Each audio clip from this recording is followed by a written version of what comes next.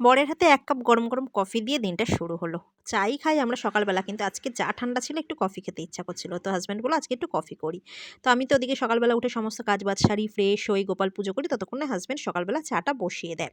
আর আজকে যেহেতু বড়দিন বলে কথা, টিফিনটা তো আজকে কেক দিয়ে, আর গতকাল মা দিয়েছিল দুধ পুলি আর একটু জয়নগরের মোয়া, এই দিয়ে টিফিনটা। তো এটা ছেলেকে দিয়ে চলে এসেছি আমি আর হাসব্যান্ড এখন মেজ ননদের বাড়িতে।